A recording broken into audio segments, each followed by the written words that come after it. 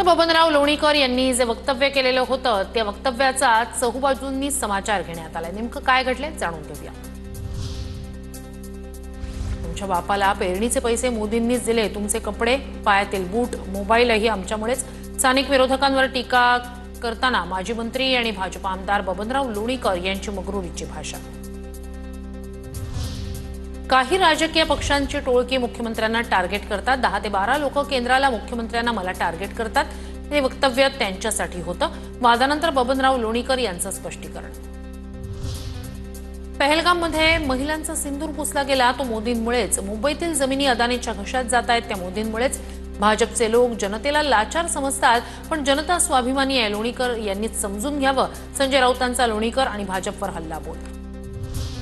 लोणीकरांनी किती लोणी आणि तूप खाल्लंय ते महाराष्ट्राला माहिती आहे। माफी मागा, नाहीतर महाराष्ट्रात फिरू देणार नाही। काँग्रेस प्रदेशाध्यक्ष हर्षवर्धन सपकाळ यांचा इशारा, गुन्हा दाखल करण्याची मागणी। माजी मंत्री बबनराव लोणीकर यांचं वक्तव्य म्हणजे शेतकऱ्यांचा अपमान। लोणीकरांना महाराष्ट्रानं जागा दाखवायला हवी। लोणीकरांच्या वक्तव्यानंतर विजय वडेट्टीवार यांचा निशाणा। ब्रिटिशांची देशी आवृत्ती असल्याचाही घणाघात। तुमची आमदारकी, नेतेगिरी, तुमचे कपडे, बूट आणि गाडीतील डिझेलही जनतेमुळेच, यांचे बोल लक्षात ठेवा। निवडणूक येते, अंबादास दानवेंचा लोणीकरांवर हल्लाबोल। भाजप नेते शेतकरी बापाला भिकारी समजतात का? शेतकरी कर्जाच्या ओझ्याखाली दबला असतानाच दिलासा देण्याऐवजी उपकाराची भाषा नेत्यांना शोभते का? अशा लबाड लांडग्यांना आसूड दाखवावाच लागेल, रोहित पवारांची टीका।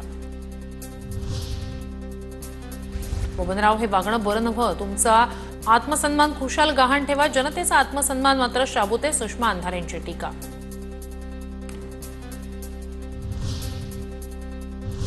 पाहणार आहोत मोठ्या राजकीय बातम्या। माळेगाव सहकारी साखर कारखाना निवडणुकीत 500 कोटीचं आमिष दाखवलं गेलं। हा सरकारी खर्चाचा अपव्यय, भ्रष्टाचारच। माळेगाव कारखाना निवडणुकीत अजित पवारांच्या विजयानंतर राऊतांचा निशाणा। शेतकऱ्यांचा आणि कामगारांचा अजित पवारांवर पूर्ण विश्वास। माळेगाव साखर कारखान्याच्या सर्व सभासदांचे आभार मानते। माळेगाव कारखान्याच्या निवडणुकीत अजित पवारांच्या विजयावर खासदार सुनेत्रा पवार यांची प्रतिक्रिया। राज्याच्या इतिहासात पहिल्यांदाच 10% आणि टप्प्याटप्प्यानं 5 वर्षात 26% वीज दर कमी होणार। देवेंद्र फडणवीस यांचा वीज ग्राहकांना मोठा दिलासा। ठाकरेंच्या शिवसेनेचे नेते भास्कर जाधव यांचा आणखी एक स्टेटस, बिना शिकायत और बिना निंदा किए एक दिन बिता कर दो देखिए, कहीं से खुशी शांति सुकून ढूंढनी नहीं पड़ेगी, अपने आप मिल जाएगी। जाधव यांचा आणखी एक स्टेटस चर्चेत। भास्कर जाधवांनी उद्धव ठाकरेंशी चर्चा करावी, नाराजीच्या चर्चांवर संजय राऊतांचा सल्ला। तर भास्कर जाधवांच्या ट्विटमधील भाषा वैभवशाली, राऊतांचा टोमणा।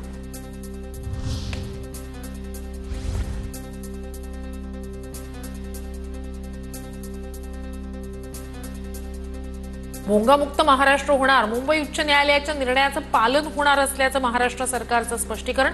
किरीट सोमय्या यांची प्रतिक्रिया।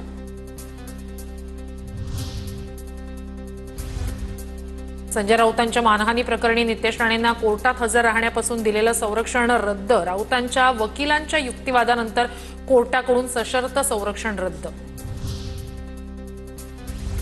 बुधवार पेठेचं नाव मस्तानी पेठ करा, अशा आशयाचे बॅनर झळकावणाऱ्या विरोधात तक्रार। डेक्कन पोलिसात अज्ञाता विरोधात तक्रार दाखल। बालगंधर्व चौकात लावलेल्या बॅनरनंतर संताप व्यक्त।